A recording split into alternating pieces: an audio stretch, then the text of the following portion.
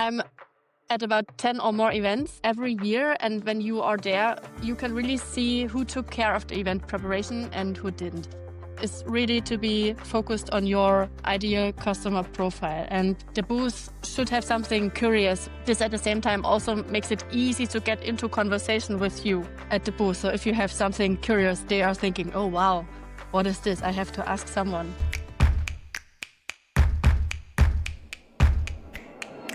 Welcome to the eMobility Marketing Podcast. I'm your host, Theo, and in today's episode, we're diving into one of the most underestimated growth levers in our sector, event marketing.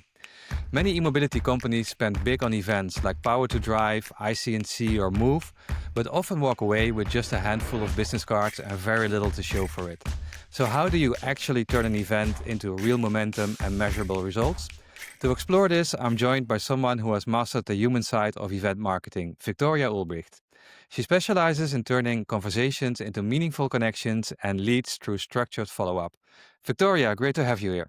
Thanks for having me. Thanks for joining. Before we start, could you do a quick introduction? Yes, I'm Victoria from the very east of Germany, and I am helping companies in the e-mobility sector to leverage their sales potential at fairs. Okay. And so Victoria, we've been working together closely on helping e-mobility brands make events pay off, combining marketing preparations, on-site activation, and post-event follow-ups. And before we get into our joint approach, let's start with the bigger picture. So from your perspective, why do you think so many companies underperform at events despite the huge investment they're usually making? I think this is a good question because I talk to a lot of SMEs in the renewable energy sector, and the ones without a dedicated sales team or someone who is there, especially for that, are trying to do all the sales things beside their normal daily business. So this is a lot work to do. And I think in this case, it is normal that they cannot cover it all because they are really genius on hardware or software or product development and really into deep tech and not into sales and marketing thingies. So let's talk about what happens before the event even begins. That's where most of the impact is actually created in the preparations. And at Next Industry, we often say if you only start marketing when the booth opens, you're already too late. There's so much opportunity before that moment.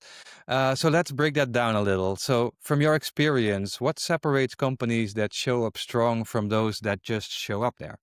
I'm at about 10 or more events every year, and when you are there, you can really see who took care of the event preparation and who didn't. And to be seen in a big fair halls or at the conference, I always think it is good to think about who is there and with whom I want to have a talk. So it is really to be focused on your ideal customer profile. And the booth should have something curious, so something which is special and a potential prospect wants to discover, for example. This at the same time also makes it easy to get into conversation with you at the booth. So if you have something curious, they are thinking, oh wow, what is this? Yeah, I have to exactly. ask someone. So I think this is something you might have, and to create that, it is really important to take your time or to have someone who's creative, maybe a marketing team or a marketing agency or someone who takes care of this creative part. Because they know what catches your ICP. And as a sales colleague, I can admit that I am often really thankful for pre-sorted prospects to which I can talk at the booth. And this also takes time to prepare. How would you say in the preparation? So it's also a lot about clarity, knowing who's going to be there, what you want to achieve, building that plan around that event so people know exactly why they are there. Is that something that you also commonly work on in the preparation stage? Yes, for sure. Maybe as part of a bigger story Mm-hmm. that the audience beforehand also knows for what your company stands for and which problem maybe you can solve. Yeah. Mm-hmm. So I think this also goes into the direction that you have just conversations with people having a problem you can solve or your company can solve. Right. So you already want to make sure they understand the full story and basically why you exist and why it's relevant to start to talk to you at the event. I think it is good to be focused. So Mm-hmm. what is the event about? What is the story of the event? And in this framework, you are there to solve a special problem Mm-hmm. and focus this one. I think that's a great mindset, right? That's super clear, and also for the person who's going to be there, that you are fully aware of why you're there, what you're trying to achieve, and how that makes you part of like the ecosystem and all the people that are at the event. We also see that if we work together for our clients, we usually start a campaign like 4 to 6 weeks prior to the event, so that the audiences that you're targeting are aware that you're going to be there. That could be like a LinkedIn campaign, organic content, like a lot of things you can do there, announcing the key topics or maybe a product launch that you're doing so people know what's going to happen, and basically making it interesting for them to come and talk to you. That's in the end our goal with a campaign prior to events. Mm-hmm.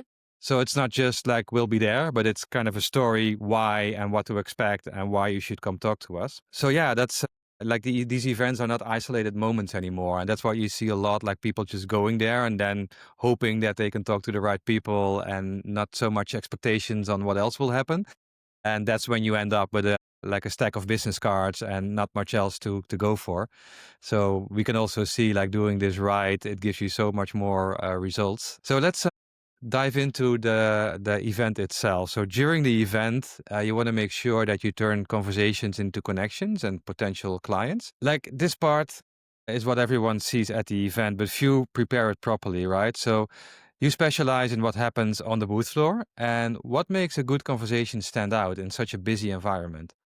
I think at first hand, if you prepare these conversations beforehand, you have to pretty much think about some questions which show you that the person has the person you are talking to is having an urgent problem you can solve, and on the other hand, the specialized thing with which you can show up or can be remembered, because everybody at a conference or at an event has so many conversations, and it is really Yeah. hard to be remembered afterwards. So I myself sometimes have the problem. I have so many conversations at events.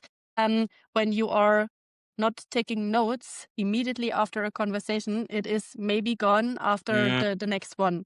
So, and yeah, to avoid this, for example, I recently created a kind of an automation or a small automation for a client. It is like a simple form we fill out after each conversation with a mhm, personalized section where we add the topic the conversation was about. And the second step at this tool is that there is an automated email going out as follow up to the prospect at this mhm. moment. And with the personalized section, it is automated, but also personal, Okay. because I don't like automations to No. be not personal anymore. So this is not the way we want to work. Okay. So actually, at the event, after you spoke to someone, you will add that information, and then the email is sent as a confirmation that hey, we talked to each other, like as a About next this step and to the follow up. topic. Yeah. Yeah, yeah. So this is for one client. It depends which tool stack everybody has. I Mhm. often talk to SMEs and they haven't even thought about any CRM option or something like that. So I have a really limited tool stack for the most of my clients Okay. in this case. So we have to work with the things we got, and Yeah, yeah, yeah, of course. Yeah, but I can imagine that you can create this whatever tools they're using. Like there's always a way to create it, and it's one of the things I also often talk about if we talk about event participation. Like, how do you make sure that you follow up properly, that you're talking to the right people? And I think this is a really nice solution for that, to make sure that you, while it's still fresh in your mind, you kind of book that information and you can use it later on. And it's already being used to confirm the conversation to the potential client or the person you've spoken with. and to be honest, we all know that being on a conference or something like that with a networking event in the evening, you are at your hotel, at midnight or something like that. And then you don't want to sit down and write some follow ups. Exactly. Yeah, I think it's often forgotten, and then you get back to the office a few days later, and you have to remind yourself, like, "Hey, what did I talk about? To who? And what do I need to do to follow up?" So it's great to be able to share that kind of, or to log that kind of information while it's still fresh in your mind. So let's like we're talking about the what happens after the event. So let's continue talking about that a little bit. So I would Mhm. say like timing is important, right? You want to follow up like within a day or 2 days. How do you do this usually? Like, what's the time schedule here? Yeah, the time schedule is to be as fast as possible. Mhm. I try to be to have a follow up at least in the first 24 hours. So the tool I mentioned Mhm. is really helpful in this case. Sometimes it is not possible. You also sometimes have the situation that the persons you are talking to are also at the event to Mhm. create some leads for them. So sometimes it could be also good to do it the week after, but if you are the first one, you are the winner in this case. Right. People It sounds, remember. but the first person is always the one who will be remembered, more or less. Or we also see it. I saw a study once about inbound leads. And when they are doing a request, the potential to get a real deal is higher if your answer is faster. Right. Yeah. Yeah. Yeah. That's also what I learned in sales, like, and in general in doing business. Like, I always try to answer my emails quickly. And if I don't have the answer yet, I just reply like, "Hey, I'll get back to you tomorrow," for example. So at least you keep the conversation going. And especially in sales, I believe that's really important. So I like the insight that it's important to follow up quickly and the first is remembered. And yeah, I think that's absolutely Yeah, but true. for sure, if somebody is there who says, to be honest, I am on vacation the next 2 weeks, for Hmm. sure. Yeah. Uh, Yeah, that's a you different can story. follow up Yeah, at the next, the after the 2 weeks on vacation, but maybe you should also plan this email beforehand because, yeah, that you don't forget it just or exactly. something like that. Yeah. Yeah. And on that part, like this is, well, for events it's relevant, but would you be using a CRM system for that? So you make sure that you have those actions like in your agenda to follow up on things and you can plan that accordingly? I'm always on the pro side for CRM systems Hmm. because I think they can take some work from your shoulders. As I mentioned already, the majority of clients I am working with just don't have any CRM system. Okay. You can also use basic functionalities in Google Business or in Microsoft. For example, Power Automate or something like that. It is an automation tool within the Hmm. cloud products of Microsoft. So these are also useful. You can also create a contact list. But if you have, the chance to do or to have a CRM system, I would always recommend that one. It don't has to be the premium license or the most expensive one or something like that. In the most cases, the basic license works for you in the first years, I think. Yes, I agree. And you don't need the most expensive system, but small, like Pipedrive, for example. I'm a big fan of that. It works really well and it's not that expensive, but it helps you to make sure that you keep focus on the right actions at the right moment. And even in there, you can automate a lot of things if you want. So that's really Yeah, helpful. for sure. I think it also depends on the business model. Hmm. Yeah, Yeah. which Yeah. is it a SaaS solution? Hmm. Are you selling hardware? Is it transactional sales, etc., etc.? So let's go back to the messaging. Like you mentioned, it's all about creating curiosity. Like you want people to be willing to speak with you, to come find you at the event. Like, do you have examples or like a strategy how you would do that? Like, what's the kind of messaging that works around an event? For events, I usually work with something like in invitations or for the event. But this important to prepare beforehand is that you have a story. Okay, we want to solve this one problem for our customers, and this is our storyline. And then you have the same storyline or the same. You create kind of problem awareness for this problem Hmm. that customers or prospects you want to target are going to be aware that you can maybe solve the problem. And then you have to push that one through all your channels. Hmm. Yeah, do you know what I like to say? Is that you are also there at the event and you are solving this one problem, not 3 or 4. Yeah, Just so that you be can very have clear. really focused and you can be really clear for the target group, and you are really focused on the main focus of the event, because we Mm-hmm. have so much events in the energy industry and they are all addressing a certain topic, or they all have certain discussion points. And yeah, for example, I am attending Windenergietage in November, and there are a lot of discussion tables, round tables, and talks from all the different companies Mm-hmm. which are attending. And so with the company I am attending, we have a huge agenda for the whole event. And then we started to send out an invitation. Hi there, we are talking about the focus topic, this and that. And we are there, and there. You can find us here, and there, Mm-hmm. and where it is. So it is more like an invitation to Yeah. be open, to come to us, to discuss with us about this one topic we are Right. focusing. And to be clear about what you can expect, what it is that you can offer. Yeah, exactly. Yeah. And you said something interesting, because I fully agree with, like, this messaging should be everywhere, right? Not just at the event, but if someone would go to the website, they would see the same messaging, like on your social media, like on all your marketing channels, you should be talking about the same topic. So then it resonates most if people visit the event and look into who you are. And this is also, like, for our listeners, it's interesting to know that we've built like an offering together with Victoria to do just that. So in the preparation of an event, we would work together on your strategy for the specific event. Our team would build the messaging, would build campaigns. Like 4 to 6 weeks prior to the event, we would launch that to make sure that your target audiences are well aware of you being there and what they can expect. And basically what Victoria just talked about, building that curiosity so people would actually come to you and you know what to expect. And you can also book some meetings in advance, so you're absolutely sure that you're there for the right reasons and you'll be talking to the right audiences.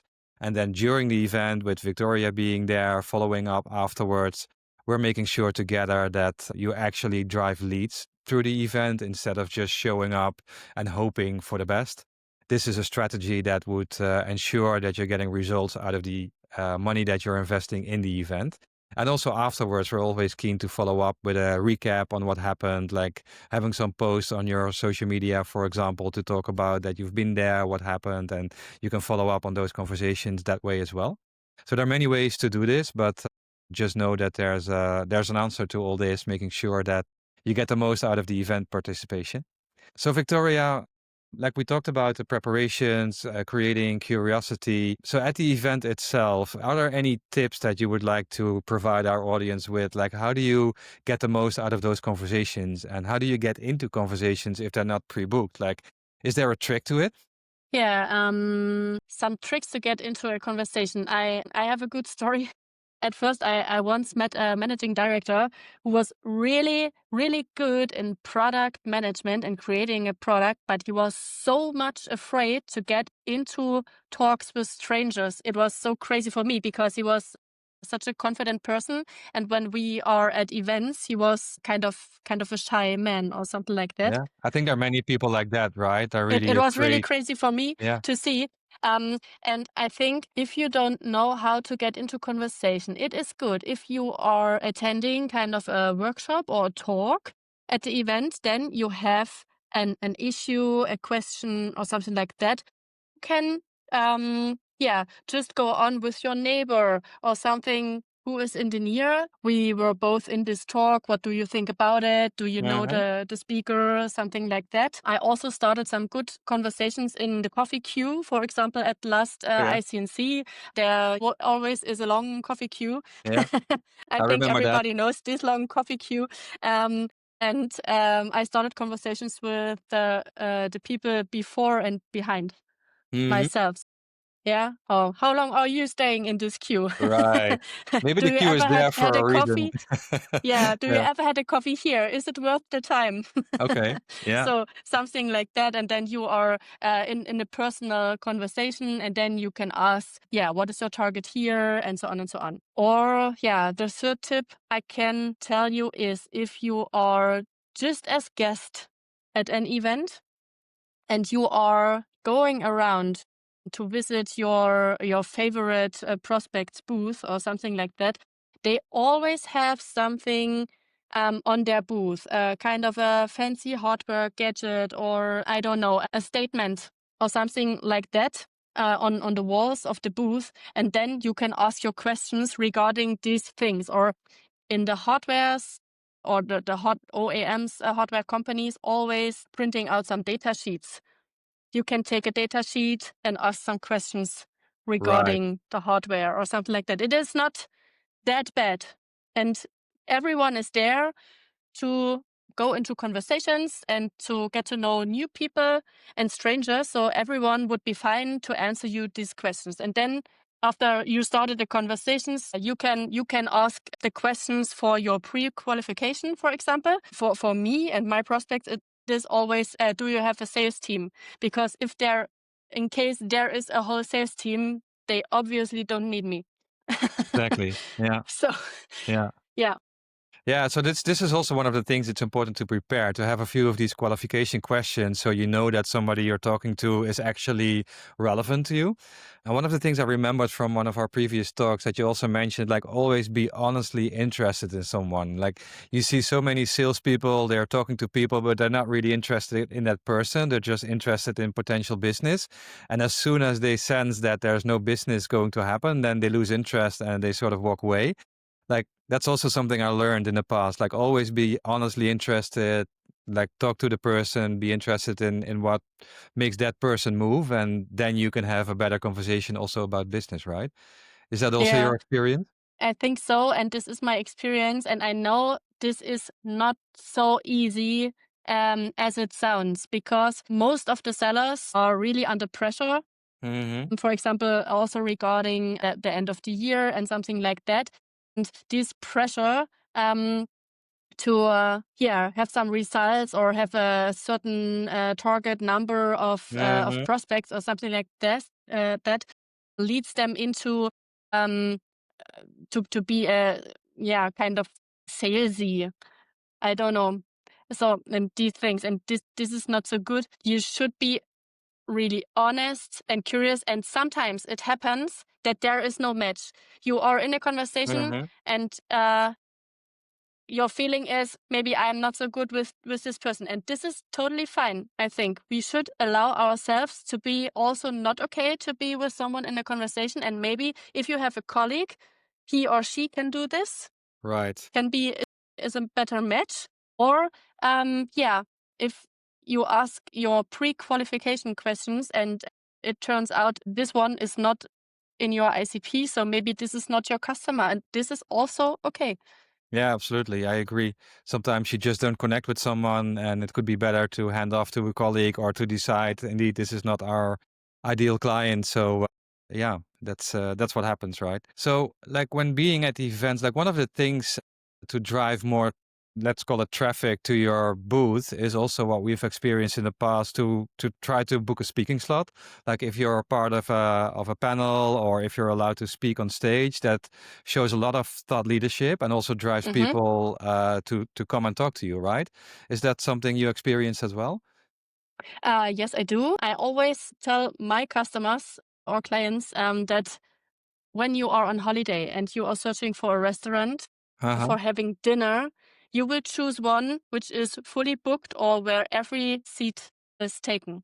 Mm-hmm. So Yep. the same thing it is at an event or at a fair. You are curious about what all the people are looking for at this one booth, which is Absolutely. always full, always full of people, always everybody is in conversation all the time. So you Mm-hmm. also want to go there. So it is important to have many meetings or as much as you can pre-book, and to create kind of traffic at your booth. Mm-hmm. Then other people, maybe they don't know you, maybe they know you, but you didn't have any contact or you didn't had any contact in the past.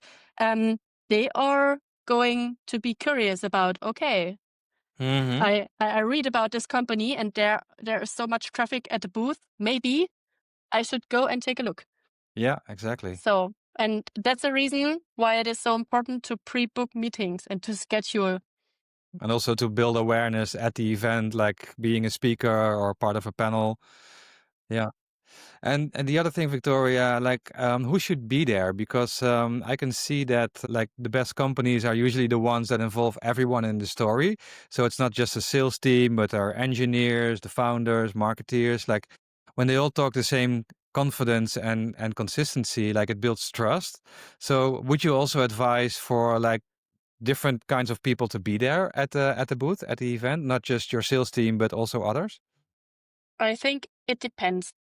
I think we are here for the small and medium-sized companies. And in this case, I think it is good to have your colleagues from the other units with you, because depending on the conversation you have with someone, it could be good to bring the technical colleague into the conversation with you.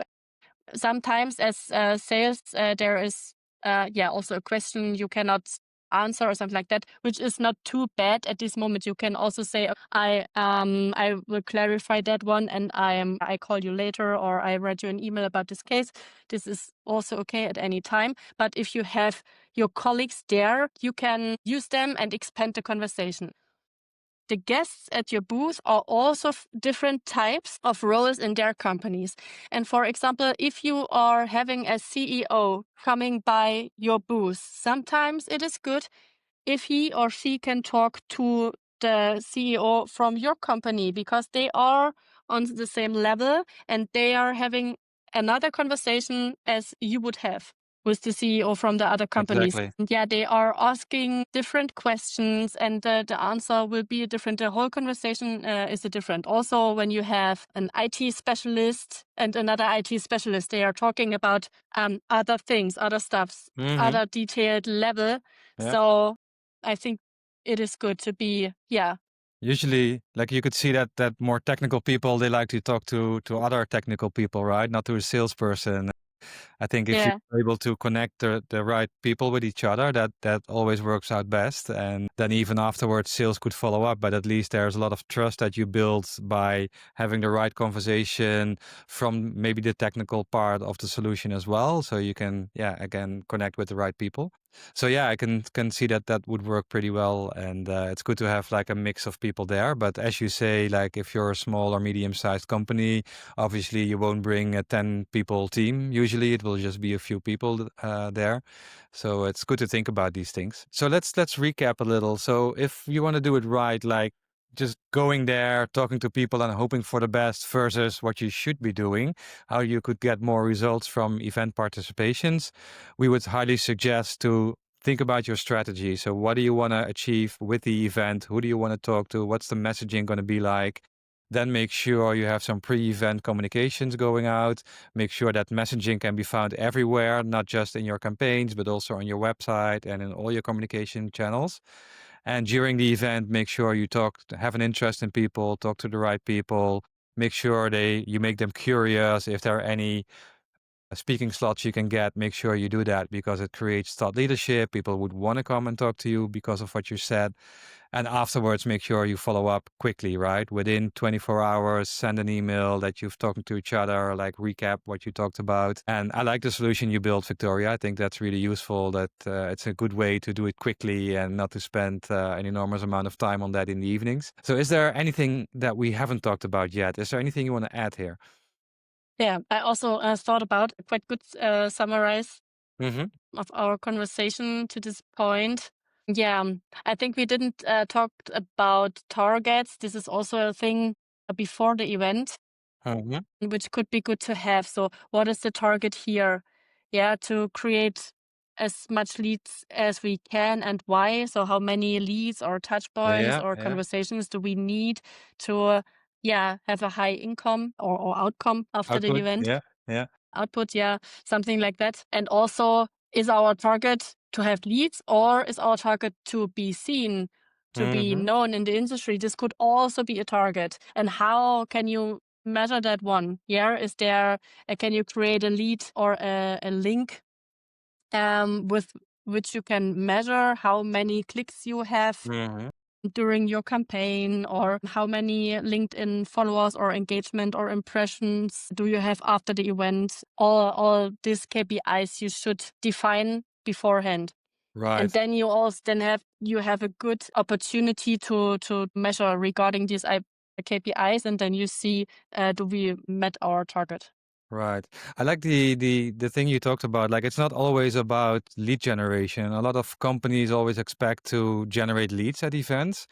But especially in the beginning, if you're still a young company or like an early stage startup, it's also important to build that awareness that we always talk about in marketing. It's the same for events, right? Maybe the first time you participate, you would just be focused on awareness and making sure that people can see you, that you're out there, that they see your messaging. So it's not always about lead generation. I think that's a good conclusion. And the other thing is what I wanted to ask, like, how would you set those objectives? So if we have a KPI of we want a number of leads from this event, like, would you set a specific number, or how would you handle that?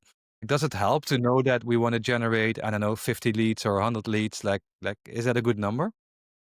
I usually try to do a simple calculation, which depends on my average conversation rate due to touch points. So how many touch points do I need to have XYZ conversations at the booth? And how many conversations do I need with an average sales of XYZ euro? Yeah. So you know which is your average deal size, and how many of that do you need to have a profitable event.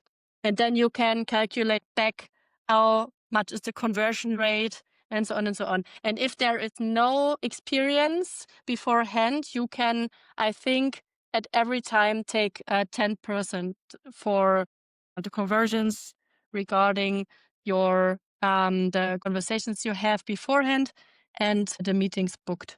So Okay. this is this Okay. is not so high or really conservative calculation. Right, right. Yeah, I think it's an important topic. Like, we didn't indeed discuss yet, like, how you measure the results from an event, and this is something that, yeah, that makes it much more relevant. If you can calculate the return on investment of such an event, then you also know next time if you should go again or not. And this is also how you could decide on the performance of specific events in the industry, right? So it might not be worth going everywhere.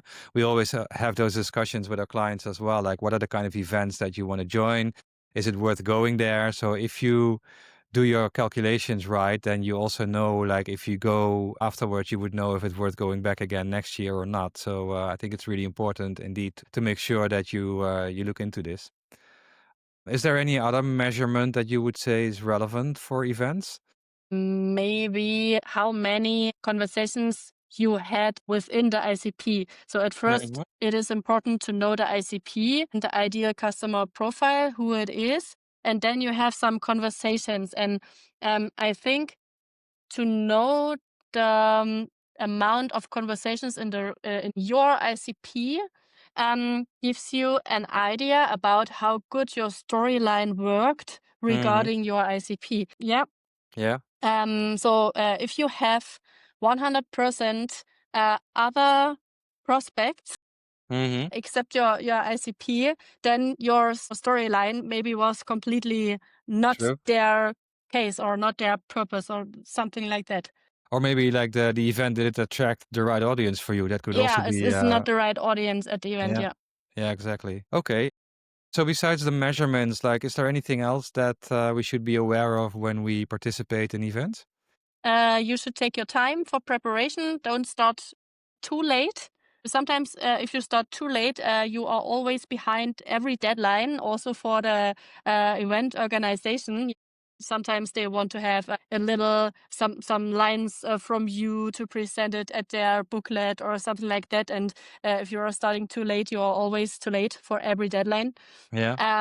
Yeah, and it is pretty much stressful also. And I think with the right preparation, you also have a hint how valuable the event was for you, and then you can do a decision. And before you book a booth or any booth at an event, I can recommend to be there as guest first. Okay, that's a good one. Be there once as a guest, then have a look how it works, who is there from the industry, and so on and so on.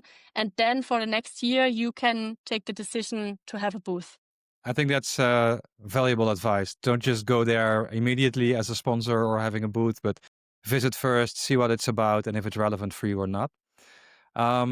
So let's wrap up our conversation today, Victoria. So if a listener is preparing for the next big event, like what's the one thing you tell them to focus on? Like we talked about a lot of topics, but what's the one important major topic that you should always think about when participating at an event?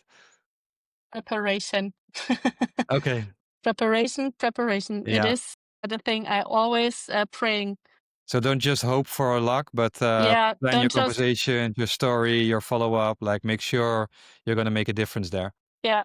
So because you won't make any difference if you are just showing up.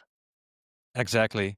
It also can be really demotivating because you don't have maybe a first conversation to start with, maybe with a befriended person who is also there. You just, even if you are not comfortable talking to strangers, you have to create your small islands of comfortable situations in between. Exactly. And have a plan. I think that also helps. Like have a clear focus. What are you there to do? And it will help you a lot to get into the right conversations. Yeah. So preparation is always the main thing. I think the Exactly. most important.